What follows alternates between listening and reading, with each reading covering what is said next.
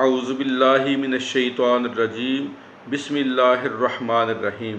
حضرت ابو موسیٰ رضی اللہ تعالی عنہ سے روایت ہے کہ حضور نبی اکرم صلی اللہ علیہ وآلہ وسلم نے ارشاد فرمایا کہ کیا میں تمہیں ایسے کلمہ کی خبر نہ دوں جو جنت کے خزانوں میں سے ایک خزانہ ہے۔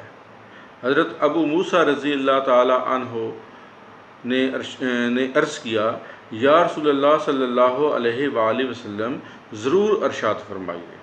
تو آپ صلی اللہ علیہ وآلہ وسلم نے ارشاد فرمایا، وہ کلمہ یہ ہے، لا حول ولا قوت الا باللہ، لا حول ولا قوت الا باللہ۔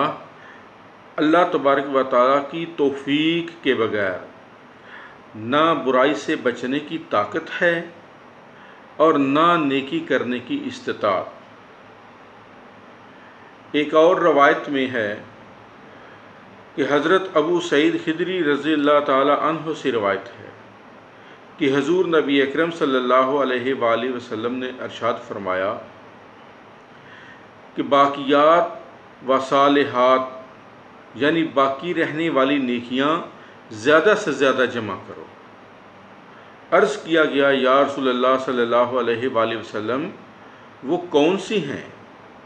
تو آپ صلی اللہ علیہ وآلہ وسلم نے ارشاد فرمایا، اللہ اکبر، لا الہ الا اللہ، سبحان اللہ، الحمدللہ، اور ولا حول ولا قوت الا باللہ۔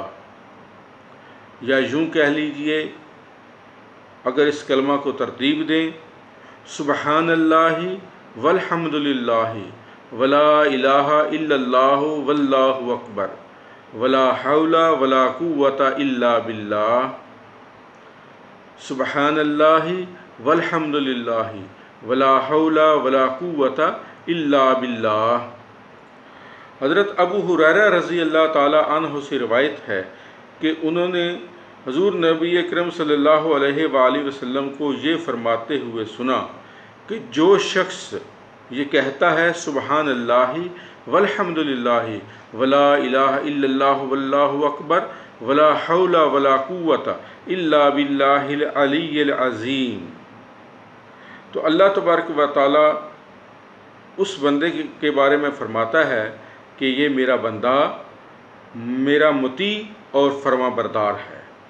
اللہ تبارک و تعالی ہمیں اپنے پیارے حبیب صلی اللہ علیہ وآلہ وسلم کے صدقے ذکر الہی کرنے کی توفیق عطا فرمائے، آمین ثم آمین۔